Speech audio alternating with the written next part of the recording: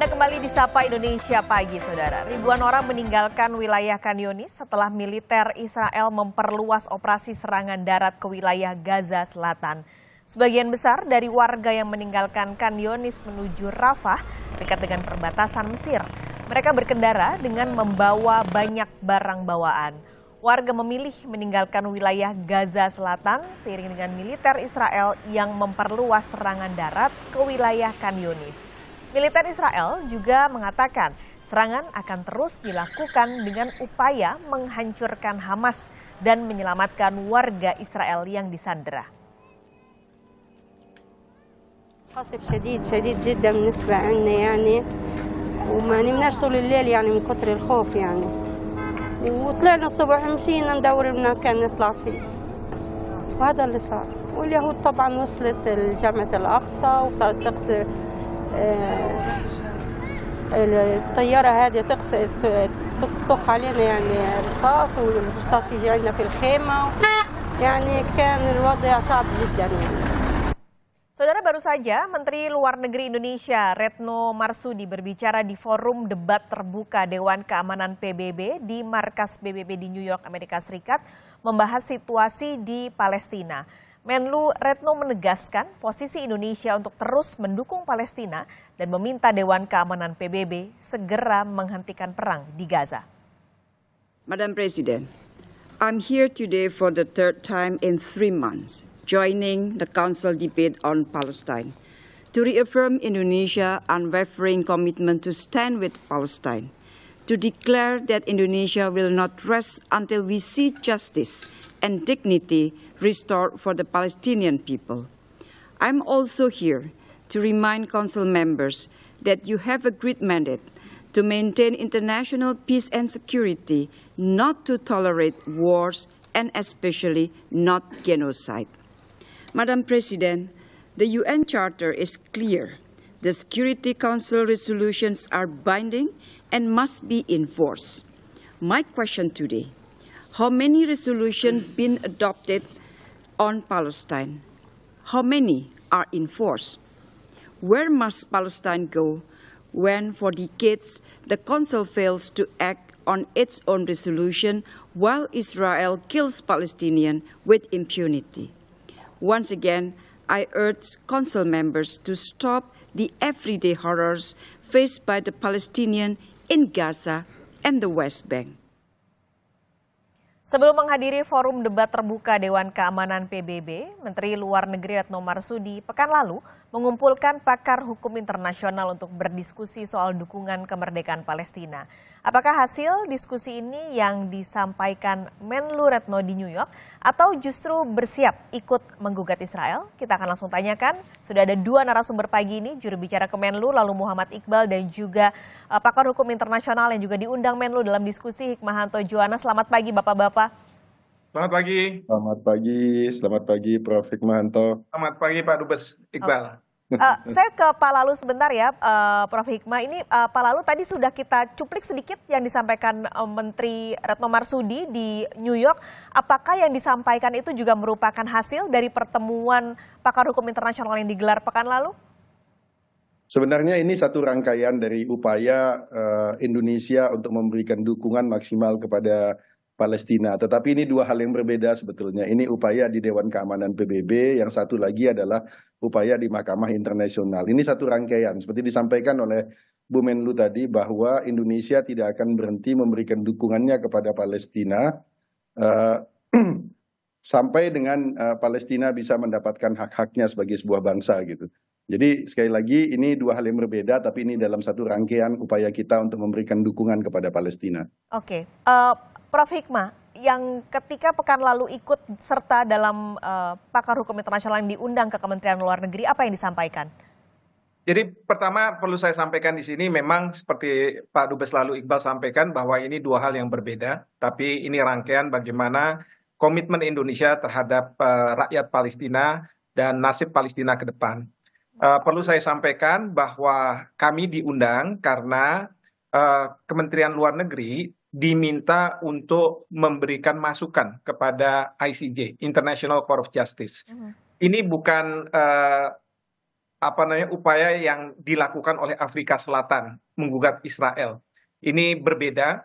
Ini berkaitan dengan adanya resolusi Majelis Umum PBB yang diadopsi tanggal 30 Desember 2022, di mana di situ Majelis Umum PBB meminta jawaban hukum dari Mahkamah Internasional terkait apakah okupasi yang dilakukan Israel itu sah atau tidak. Dan kemudian bagaimana kebijakan-kebijakan yang dibuat oleh pemerintah Israel di tanah Palestina. Nah, Indonesia sendiri sudah menyampaikan written submission. Jadi pandangan yang sifatnya tertulis dengan sejumlah negara, termasuk di situ Pakistan, kalau saya tidak salah ada 50 negara. Dan di situ Indonesia mengatakan bahwa okupasi yang dilakukan Israel itu tidak sah. Dan oleh karenanya kebijakan-kebijakan yang dibuat oleh pemerintah Israel juga tidak sah. Nah, kemudian Mahkamah Internasional memberi kesempatan kepada negara-negara yang membuat written submission, di mana juga Israel, Amerika Serikat, Kanada juga memasukkan, itu diberi kesempatan untuk menyampaikan oral submission, jadi pernyataan yang sifatnya lisan. Nah, dalam konteks itu, tanggal 19 Februari mendatang, Ibu Menlu akan menyampaikan di depan ICJ. Nah, dalam konteks itulah kami para pakar hukum internasional di Indonesia diminta untuk hadir dan memberikan masukan. Salah satu masukan yang saya berikan pada saat itu, saya katakan, Ibu Menlu, mengingat ini waktu hanya sedikit, 30 menit, dan kita sudah menyampaikan written submission, artinya kita tidak boleh menyimpang dari apa yang sudah kita sampaikan, maka kesempatan ini harus menyampaikan pidato yang menggelegar. Pidato yang mungkin saja advisory opinion itu akan diabaikan oleh Israel kalau misalnya nanti pro terhadap Palestina. Tetapi kita harus bisa membuat pidato yang menjadi atensi dunia. Dan ini penting sekali. Karena apa? Karena kita ingin suara aspirasi dunia, terutama kita yang mendukung rakyat Palestina dan membuat Palestina nantinya menjadi merdeka, itu harus didengar, gitu. Nah, inilah yang kemudian kami dari pakar hukum internasional ini mencoba untuk memberikan masukan-masukan kepada Ibu Menlu. Nah, saya teringat karena begini, Bung Karno tahun 1930 sebelum kita merdeka, pada waktu itu dituduh melakukan pemberontakan oleh pemerintah Belanda, itu membuat pledoi, judulnya Indonesia Menggugat, dan itu menggelegar. Dan alhamdulillah tahun 1945 kita merdeka. Nah, kita harus bisa membuat pidato yang menggelegar ini, sehingga walaupun Israel nantinya tidak akan menjalankan advisory opinion atau fatwa hukum dari Mahkamah Internasional, tapi tetap dia harus memahami suara dari dunia. Jadi seperti itu, Mbak Priscilla. Ini Pak Lalu, ini kan sudah disampaikan sebenarnya secara tertulis pada tahun lalu, meskipun pidatonya baru akan disampaikan Bu Menlu pada 19 Februari mendatang. Dengan adanya masukan-masukan dari pakar hukum tadi juga Prof. Hikmah bilang kita harus buat pidato yang menggelegar. Adakah efeknya nanti Pak Lalu di tanggal 19 Februari nanti? Pasti ada akan efeknya. Jadi saya ini banyak kerancuan pemahaman mengenai ICJ ini. Jadi ini ada 3 event yang kita bicarakan sekarang. Yang pertama, event yang terjadi di DK, di mana Ibu Menlu sudah ketiga kalinya. Ini ketiga kalinya beliau menghadiri open debate di DK. Ini menunjukkan betapa kita sangat berkomitmen untuk memberikan dukungan dan semua event, semua occasion yang memungkinkan untuk memberikan dukungan bagi Palestina kita gunakan untuk memberikan dukungan. Karena itu Ibu Menlu sibuk sekali dalam beberapa bulan terakhir ini untuk memberikan dukungan di dalam semua kanal yang memungkinkan untuk memberikan dukungan. Nah, di Den Haag sana itu ada 2 event. Satu event yang terkait dengan gugatan Afrika Selatan yang berbasis pada konvensi genosida, dan kita clear, kita sampaikan dari awal bahwa secara moral dan secara politis kita mendukung upaya yang dilakukan oleh Afrika Selatan. Sayangnya memang kita bukan anggota di konvensi genosida, sehingga mungkin kita tidak bisa memberikan dukungan langsung secara legal, namun dukungan politis kita berikan terus-menerus kepada upaya semacam ini. Nah, yang ketiga, ini yang terkait langsung dengan Ibu Menteri Luar Negeri adalah pada tanggal 19, tadi disampaikan oleh Prof. Hikmahanto, beliau akan menyampaikan statement lisan, menyampaikan pernyataan lisan yang meminta, mendukung dan mendorong Mahkamah Internasional untuk memberikan advisory opinion, memberikan saran kepada Majelis Umum, menjawab permintaan Majelis Umum sendiri yang berdasarkan resolusi Desember 2022, tetapi disubmit oleh Sekjen PBB ke Mahkamah Internasional bulan Januari 2023, yang meminta advisory opinion dari Mahkamah Internasional mengenai konsekuensi dan status hukum dari pendudukan Israel atas Palestina yang sudah berlangsung sangat lama. Nah, kalau nanti Mahkamah Internasional menyampaikan advisory opinion ini akan memberikan konsekuensi politis yang sangat besar bagi Israel. Karena itu Israel sekarang melakukan berbagai upaya, dan negara-negara yang mendukung Israel juga melakukan berbagai upaya untuk mempertahankan posisinya di dalam isu ini. Dan inilah yang ingin dilakukan oleh Ibu Menteri Luar Negeri. Ini memang memiliki dampak politis yang sangat panjang.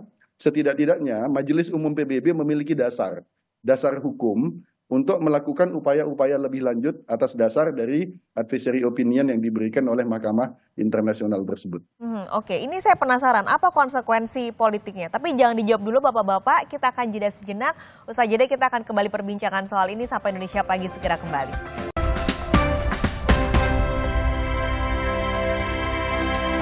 Kami masih bersama juru bicara Kemenlu lalu Muhammad Iqbal dan juga pakar hukum internasional Hikmahanto Juwono pagi ini di Sapa Indonesia Pagi. Saya kembali ke Pak Lalu. Tadi Pak Lalu sempat bilang soal konsekuensi politik untuk Israel dari advisory opinion Mahkamah Internasional ini. Benarkah bisa membuat konsekuensi politik untuk Israel yang tampaknya sangat kekeh gitu dengan apa yang dia lakukan meskipun sudah banyak sekali dunia internasional mengecam?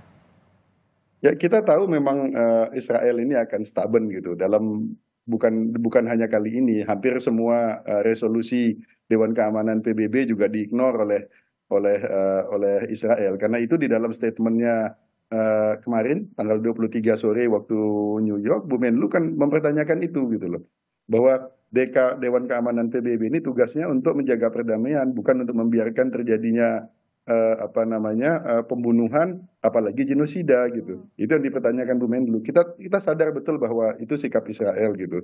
Tapi fakta bahwa Majelis Umum PBB itu kan adalah organ tertinggi di PBB, di mana semua negara anggota one country one vote berada di situ. Dan selama ini itulah menjadi platform utama kita di dalam menekan Israel. Kalau kita lihat misalnya sejak terjadinya serangan tanggal 7 Oktober tersebut, Majelis Umum PBB sudah membuat resolusi terkait dengan Gaza jauh sebelum Dewan Keamanan menghasilkan resolusi tentang Gaza. Jadi harapan terbesar kita sekarang ada di Majelis Umum PBB, di mana itulah rumah bagi semua anggota PBB. Dan itulah yang kita gunakan sebagai platform utama untuk menekan Israel. Dan pada saat yang sama kita tetap menggunakan platform Dewan Keamanan juga untuk memberikan tekanan-tekanan. Karena Dewan Keamanan ini kelebihannya, keputusannya itu bisa di-enforce, bisa ditegakkan gitu. Oke, berarti Prof. Hikmah ini landasan hukumnya nanti ada berarti ya, kalau ini berhasil gitu dari advisory opinion ini? Ya, pertama begini ya, dalam kaitan dengan advisory opinion, salah satu hal yang saya juga sampaikan kepada Ibu Menlu adalah kita tahu di dalam organ PBB ada Dewan Keamanan, Majelis Umum, ada ECOSOC dan lain sebagainya. Itu yang paling demokratis adalah di Majelis Umum PBB, bukan di Dewan Keamanan. Lalu kan pertanyaan kita nih selalu diceramahi oleh negara-negara Barat bahwa harus demokrasi, ya kan? Harus tunduk pada hukum. Pertanyaan kita adalah kenapa giliran masalah Israel justru selalu harus diselesaikan di Dewan Keamanan PBB yang ada hak vetonya Amerika Serikat dan mereka bertindak secara otoriter. Disinilah yang namanya negara-negara yang demokratis di Majelis Umum PBB harusnya mendapat semacam konsiderasi pertimbangan dari Mahkamah Internasional. Karena Israel yang saya tahu mereka mengatakan bahwa seharusnya masalah ini tidak dibawa ke Mahkamah Internasional. Karena apa? Menurut Israel, bahwa ini kan masalah bilateral. Tidak seharusnya negara-negara ikut. Itu yang pertama. Mereka bilang bahwa Mahkamah Internasional itu tidak punya kewenangan. Nah, yang kedua, mereka mengatakan bahwa ini urusan kita di Israel. Dan mereka mengatakan selalu bahwa kenapa kami melakukan serangan-serangan itu karena ada serangan-serangan Hamas kepada kami dan kami harus membela diri kami. Nah, ini yang kita katakan. Kita mau bahwa rakyat Palestina yang tidak berdosa itu seharusnya dilindungi. Ya, dalam hukum humaniter jelas seperti itu. Ya, memang dari Israel selalu mengatakan alasan ya manusia-manusia yang tidak berdosa itu kan dijadikan tameng oleh Hamas begitu ya. Nah, oleh karena itu ini yang dalam konteks seperti ini yang kita harus menggelegar. Memang kalau misalnya ada advisory opinion bahkan Afrika Selatan menggugat Israel gitu ya, lalu kemudian ada putusan dan putusan itu berpihak pada rakyat Palestina, termasuk juga di Dewan Keamanan PBB. Pertanyaannya adalah, apakah kemudian Israel akan tunduk? Nah, di dalam masyarakat internasional memang ada istilah might is right. Ya, siapa yang kuat, dia yang benar begitu. Nah, ini yang kemudian saya juga berikan masukan kepada Ibu Menlu, kita pertanyakan. Apakah masyarakat internasional harus terus-menerus ya berpangku pada might is right? Kita mau adalah justice is right. Yang adil itu yang benar begitu. Ini yang harusnya dilihat oleh masyarakat dunia, Perserikatan Bangsa-Bangsa. Jangan kemudian selalu might is right, might is right. Kalau seperti itu ya pantas saja negara-negara berkembang yang menurut kacamata negara-negara barat secara moral salah dan lain sebagainya, kita terus yang kena. Padahal dunia ini kan harus merefleksikan nilai-nilai yang ada di semua negara. Ya, nah itulah yang penting kita sampaikan, meskipun sekali lagi Israel karena mereka di backing oleh Amerika Serikat sebagai sebuah negara yang sangat kuat, ya selalu mengatakan bahwa saya akan mengabaikan gitu. Ini yang nanti akan kita lihat tentunya ya efeknya seperti apa. Pak, lalu boleh terakhir Pak, ini kita mungkin sedikit bergeser ke gugatan dari Afrika Selatan yang disampaikan melalui konvensi genosida itu. Meskipun kita tidak bisa ikut dalam gugatan tapi kita mendukung secara moral. Tapi efeknya apa sih Pak? Sebesar apa efek dukungan moral yang diberikan Indonesia dalam gugatan yang disampaikan Afrika Selatan untuk Israel? Proses gugatan Afrika Selatan di ICJ ini yang menggunakan konvensi genosida ini proses legal yang akan sangat lama prosesnya gitu. Dan kita memang pada tahap ini belum memasuki tahap legalnya, masih tahap politis dan tahap moralnya. Karena itu pada stage ini, pada tahap ini kita justru memberikan secara terbuka, memberikan dan secara resmi memberikan dukungan terhadap apa yang dilakukan oleh Afrika Selatan. Ibu Menlu mengulang-ulang berkali-kali kita mendukung secara moral dan secara politis apa yang dilakukan oleh Afrika Selatan karena ini inline dengan posisi kita. Ini sangat sejalan dengan posisi kita. Jadi tidak ada alasan buat kita untuk tidak mendukung apa yang dilakukan oleh Afrika Selatan.